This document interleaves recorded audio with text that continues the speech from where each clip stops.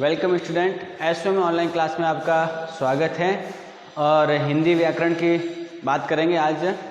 हिंदी व्याकरण में सबसे पहले अपन भाषा की और व्याकरण की परिभाषा हमने पढ़ ली थी, और आज बात करेंगे हम वर्ण की कि वर्ण किसे कहते हैं, वर्ण कितने प्रकार के होते हैं, किस प्रकार वर्ण से आपकी भाषा का निर्माण होता है।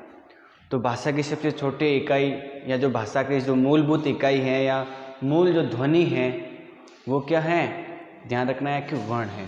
अब देखो वर्ण की परिभाषा, पहले ये जो लिखा हुआ है इसको अच्छी तरह से समझना है। समझने के बाद में इसको लिखना है अपनी कॉपी में बढ़िया राइटिंग के अंदर, और जब भी स्कूल खुलेगी उस समय आपकी कॉपी चेक करेंगे तब ये आपका कॉपी में व्यवस्थित रूप से काम होना चाहिए। ठीक है, तो सबसे पहले पढ़ेंगे अपन वर्ण। ठीक है, परिभाषा पर ध्यान देंगे। वर्ण उस मूल ध्वनि को कहते हैं जिसके खंड या टुकड़े नहीं किए जा सकते हैं। भाषा की वह मूल ध्वनि, वह सबसे छोटी ध्वनि जिसके और टुकड़े नहीं किए जा सकते हैं, हम उसको और नहीं तोड़ सकते हैं, ऐसी मूल ध्वनि। ठीक है, भाषा की जिसके और टुकड़े नहीं कर सकते हैं, जैसे अ, ई, क, प आदि। जो भी वर्ण हैं, आपने जितने भी वर्ण देखे हैं, अ देखा होगा, आपने प देखा होगा, क देखा होगा, ये सब क्या है, वर्ण हैं। और इन वर्ण के हम और टुकड़े नहीं कर सकते हैं। ये भाषा की सबसे छोटी इकाई है, ये भाषा की सबसे छोटी या मूल ध्वनि है जिसके हम और टुकड़े नहीं कर सकते हैं। बात समझ में आ गई। जैसे अगर मैं सामने आपके लिखूँ राम, तो आप इसको टुकड़ों में बांट सकते हो। आप रा प्लस माँ करने की बजाय इसमें जो आ की मात्रा है और इसमें जो म की इसमें भी अ की जो ध्वनि है या मात्रा है, इनको आप बाहर निकाल सकते हो। मतलब राम शब्द को आप अलग अलग वर्णों में बांट सकते हो, लेकिन ये जो वर्ण हैं ये मूल वर्ण हैं और मतलब इनके और टुकड़े हम नहीं कर सकते हैं। तो एक परिभाषा आपको याद रखनी है कि वर्ण भाषा की वह मूल ध्वनि है जिसके और टुकड़े नहीं किए जा सकते। इसको अपन ऐसा भी कह सकते हैं कि भाषा की सबसे छोटी इकाई को क्या कहते हैं, वर्ण कहते हैं। ठीक है, वर्ण के बाद में बात आती है वर्णमाला। ठीक है, किसकी बात आती है, वर्णमाला। तो ध्यान देंगे, वर्णों के समूह को वर्णमाला कहते हैं। वर्णमाला की परिभाषा क्या होगी कि जितने भी वर्ण हैं उन सभी के समूह को क्या बोलते हैं, वर्णमाला कहते हैं। तो वर्णों के समूह को क्या कहते हैं, वर्णमाला। जब सारे वर्ण आपस में मिलेंगे, मतलब उनका जब समूह बनेगा जिसको हम कह सकते हैं वर्णमाला। मतलब जैसे आ, ई, ठीक है, ये सारे जब मिल जाएंगे तो वर्णमाला। सब भाषा की अपनी अपनी वर्णमाला होते हैं। अगर इंग्लिश की बात करें तो इंग्लिश की ए, बी, सी, डी, ये सब क्या है, वर्णमाला हैं। आगे देखो, आगे लिखा है कि हिंदी भाषा में वर्ण दो प्रकार के होते हैं। हिंदी भाषा में वर्ण कितने प्रकार के होते हैं, दो प्रकार के। पहला है स्वर वर्ण और 2 नंबर है व्यंजन वर्ण। ठीक है, तो 1 नंबर आपको याद करना है स्वर, 2 नंबर याद करना है आपको व्यंजन। तो हिंदी भाषा में जो वर्ण हैं वो 2 प्रकार के हैं। पहला जो वर्ण है वो है स्वर, और 2 नंबर जो आपको याद रखना है व्यंजन। अब अपने एक एक की परिभाषा पढ़ेंगे। सबसे पहले बात करते हैं स्वर की, कि स्वर किसे कहते हैं और स्वर क्या होते हैं। तो वर्णों की बात कर रहे हैं, इसमें सबसे पहले पढ़ेंगे स्वर। वे वर्ण जिनके उच्चारण में किसी अन्य वर्ण की सहायता की आवश्यकता नहीं होती है। मतलब ऐसे वर्ण जिनको बोलने में, जिनके उच्चारण में हमें किसी अन्य वर्ण की जरूरत नहीं पड़ती है। मैंने आपसे कहा कि ऐसे वर्ण जिनके उच्चारण में किसी अन्य वर्ण की सहायता नहीं होती है। मतलब स्वर जो वर्ण हैं वो ऐसे वर्ण होते हैं जिनको बोलने के लिए, जिनके उच्चारण के लिए अन्य किसी भी वर्ण की आवश्यकता नहीं होती है। तो आप ये बात याद में रखेंगे कि स्वर जो वर्ण हैं वो ऐसे वर्ण हैं जिनके उच्चारण में किसी और की जरूरत नहीं पड़ती है। मतलब वो स्वतंत्र रूप से बोले जाते हैं, उनमें कुछ और मिलाने की जरूरत नहीं है, वो स्वर है। व्यंजन है तो व्यंजन तो जबकि जरूरत पड़ती है तो व्यंजन में स्वर की सहायता से बोले जाते हैं व्यंजन। अगर आपको व्यंजन बोलना है तो स्वर मिलाना पड़ेगा, ठीक है।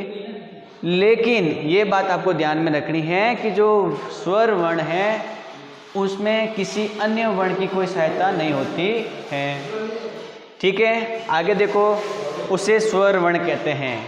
ये जो परिभाषा है ये आपको याद में रखनी है कि स्वर वर्ण किसे कहते हैं। अब हम स्वर के बारे में पढ़ते हैं कि स्वर कितने प्रकार के होते हैं, कौन से स्वर किस प्रकार में आते हैं, किस भेद में शामिल हैं, उसकी बात कर रहे हैं। तो अब देखो लिखा है कि स्वर मूल रूप से 11 होते हैं। मूल रूप से कितने होते हैं? 11 होते हैं। कौन कौन से? ध्यान दो। अ, फिर आ, ई बड़ी, अ दीर्घ आ, ई दीर्घ ई, उ दीर्घ उ, री ए आई ओ औ। तो 1 2 3 4 5 6 7 8 9 10 11। तो मूल रूप से स्वर कितने हो गए? 11। कौन कौन से हो गए ये बात आपको ध्यान में रखनी है। इसके बाद में अंग अह आते हैं, वो मूल रूप से नहीं है, उनकी भी बात करेंगे आगे। लेकिन अब आप इतना ध्यान रखो कि स्वर मूल रूप से कितने होते हैं? 11 होते हैं। तो एक बात आपको ये ध्यान में रखनी है। आगे देखो, स्वर के 3 भेद होते हैं। स्वर कितने प्रकार के होते हैं? 3 प्रकार के होते हैं। पहला नाम लिखा हुआ है ह्रस्व स्वर, दीर्घ स्वर और प्लुत स्वर। तो ह्रस्व स्वर, दीर्घ स्वर, प्लुत स्वर। अब अपन को ये समझना है कि ह्रस्व स्वर कौन से होते हैं, दीर्घ स्वर कौन से होते हैं और प्लुत स्वर कौन से होते हैं, ठीक है। इतना मैंने आपको अच्छी तरह से बता दिया है। अब आपको क्या करना है, जो मैंने लिखा है वैसा वैसा अपने कॉपी में उतारना है व्यवस्थित रूप से, और सभी परिभाषाओं को जो मैंने लिखा ही है उसको आपको याद करना है। अच्छी तरह से याद करेंगे सारे बच्चे, ठीक है। और बढ़िया राइटिंग में कॉपी में ये काम करेंगे। जब भी स्कूल खुलेगी तो ये चेक करेंगे, इसलिए अभी सुंदर राइटिंग में ये काम लिखो और करो, ठीक है। अपन अभी आगे बात करेंगे, उनकी भी परिभाषा लिखेंगे, लेकिन पहले आप ये लिखो।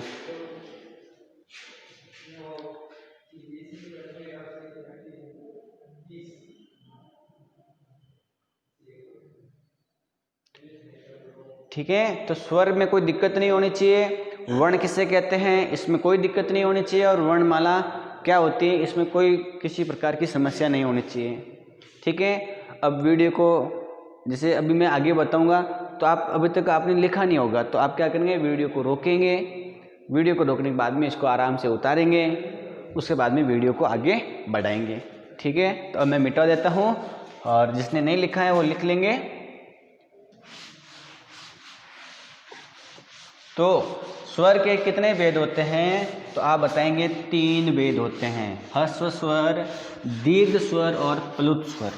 अब अपन को ये समझना है कि ह्रस्व स्वर कौन कौन से होते हैं, दीर्घ स्वर कौन कौन से होते हैं और प्लुत स्वर कौन कौन से होते हैं। एक एक की परिभाषा लिखेंगे और समझेंगे। ह्रस्व स्वर,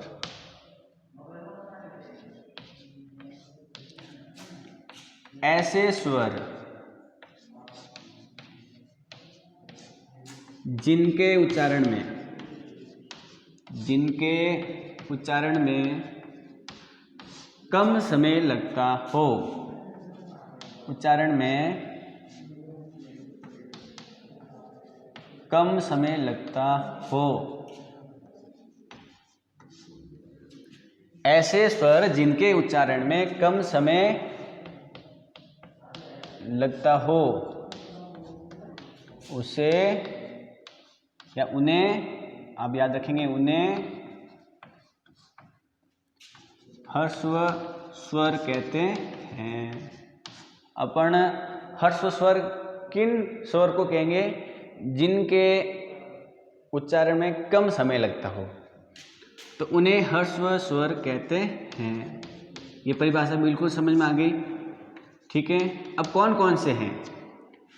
तो जैसे लिखेंगे, जैसे अ, उसके बाद में ई, उसके बाद में आपको ध्यान रखना है ऊ, उसके बाद में री।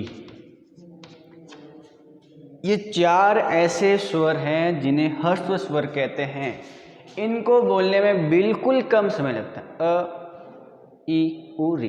मतलब ज़्यादा जोर की जरूरत नहीं है, आराम से अ, ई, उ, री आराम से बोल सकते हो। तो ऐसे जो स्वर होते हैं वो ह्रस्व स्वर होते हैं। तो आपको पहली बात तो ध्यान में रखनी है कि स्वर किसे कहते हैं। तो स्वर किसे कहते हैं उसकी परिभाषा आपने अच्छी तरह से समझ ली है।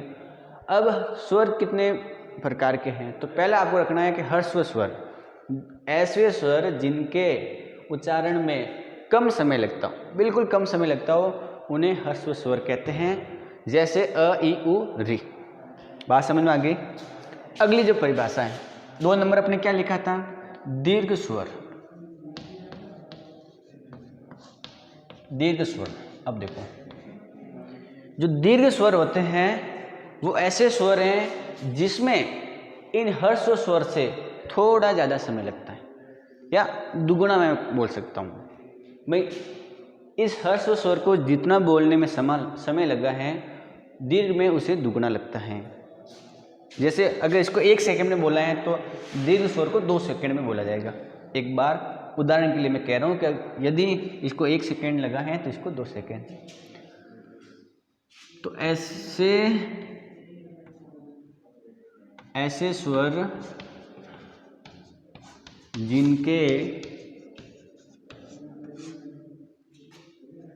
जिनके उच्चारण में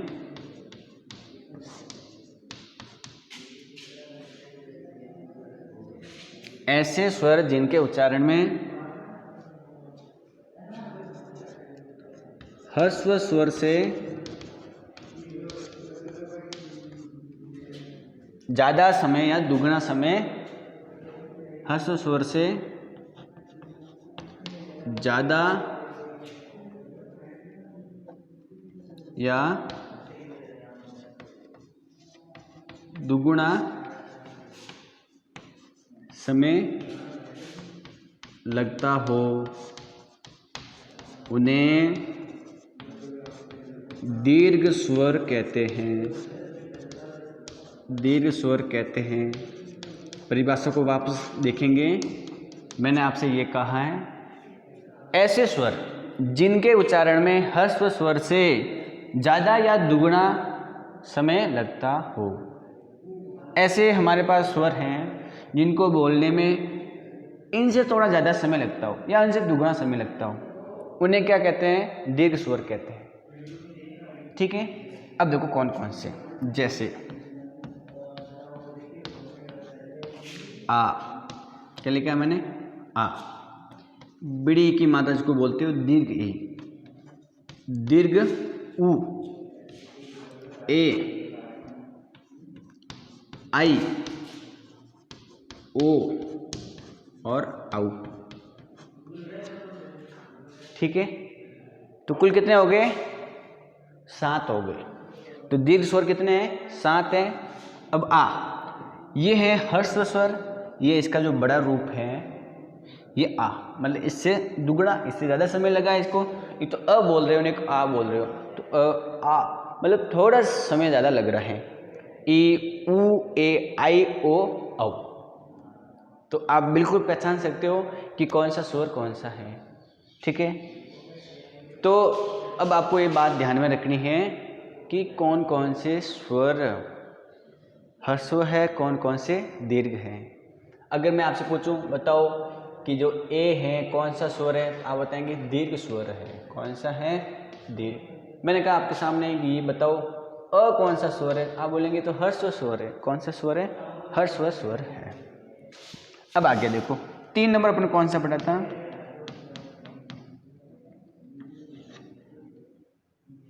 3 नंबर पढ़ा था प्लुत स्वर। प्लुत स्वर, दरअसल प्लुत जो स्वर हैं वो संस्कृत में यूज होते हैं। अब जो वैदिक संस्कृति है उसमें उसका विशेषकर प्रयोग होता था, लेकिन तो भी अपन को ये परिभाषा याद रखनी है। हिंदी में कहीं खास दिखाई नहीं देता है, कोई अधिकतर जगह पर नहीं दिखाई देता है, लेकिन तो भी परिभाषा आपको याद में रखनी है। तो ऐसे स्वर जिनको उच्चारण में हर्ष व स्वर से तिगुना समय लगता हो, मतलब इन दोनों से ज़्यादा समय लगता हो, ठीक है, इन दोनों से तिगुना समय लगता हो, ठीक है। तो जैसे परिभाषा हो जाएगी, ऐसे स्वर लिखना है आपको, ऐसे स्वर जिनके उच्चारण में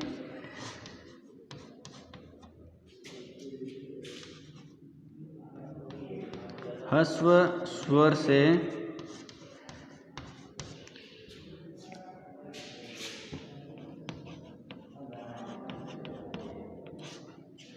तिगुना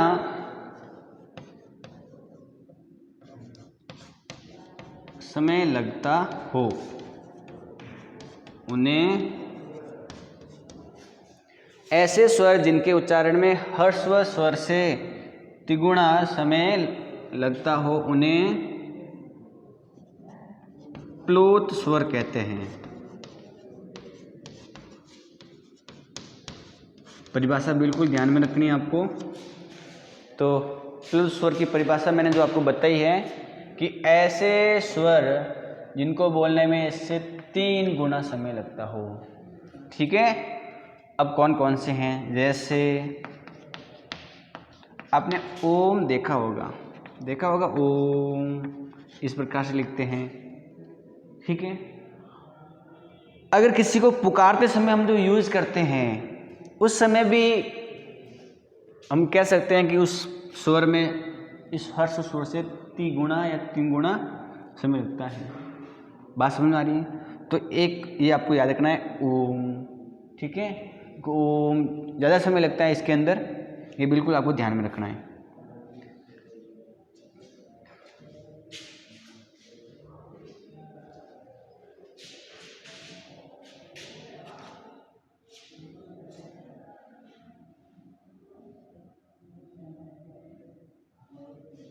लिखो इसको,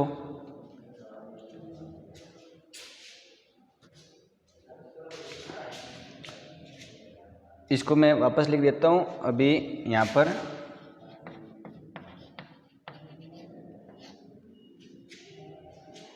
ठीक है, तो ये स्वर हमारे कौन से हो गए? 3 प्रकार के, ह्रस्व स्वर, दीर्घ स्वर और प्लुत स्वर। अब देखो एक बात आपको ध्यान में रखनी है, पहले इनको लिख लो, उसके बाद में बताऊंगा।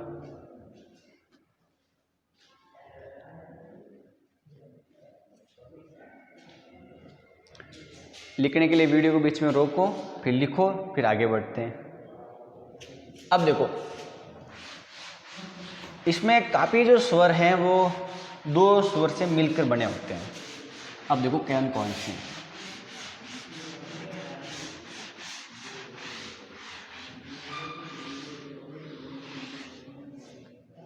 जैसे देखो ये आ आपने देखा होगा, तो आ है, आपको ध्यान में रखना है कि भी अ और अ मिलाएंगे तो आ बनेगा। मतलब ये कौन सा है? ह्रस्व स्वर है, और ये कौन सा है? दीर्घ स्वर है। तो बड़ा रूप हुआ इसका, बड़ा हुआ। वैसे अब देखो ये ए है, तो एक इन से मिलकर बना होता है, अ और ई से ध्यान रखना है, ठीक है। लेकिन आई किससे मिलकर बना होता है? अ और ए से। जैसे ओ है तो आप बताएंगे ओ किन से मिलकर बना होता है? तो अ और ऊ से क्या मिलकर बनता है? ओ। लेकिन आउ किससे मिलकर बना होता है? तो आप बताएंगे अ और आउ से। तो आउ है वो इसका बड़ा रूप है, और ये जो आई है वो इस ए का बड़ा रूप है। तो अ का बड़ा रूप आप क्या बताएंगे? आ रूप बताएंगे। इस ई का बड़ा रूप बड़ी, ऊ का बड़ा रूप क्या बताएंगे आप? बड़ा ऊ। ए का बड़ा रूप आई, ओ का बड़ा रूप आउ। ठीक है, तो आज के लिए इतना ही। इस वीडियो में हमने ये पढ़ा है कि स्वर किसे कहते हैं, वर्ण क्या होते हैं, और इस प्रकार ये बात आपको ध्यान में रखनी है। अगले वीडियो में अपना आगे बात करेंगे। जो लिखाया है उसको आप अच्छी तरह से लिखेंगे, याद करेंगे। और ये वीडियो देख रहे हो तो हम इतनी कोशिश कर रहे हैं, तो आप भी बिल्कुल पढ़ने की कोशिश करें, और साथ साथ में इस वीडियो को लाइक ज़रूर करें, ठीक है। और आज के लिए इतना ही, धन्यवाद।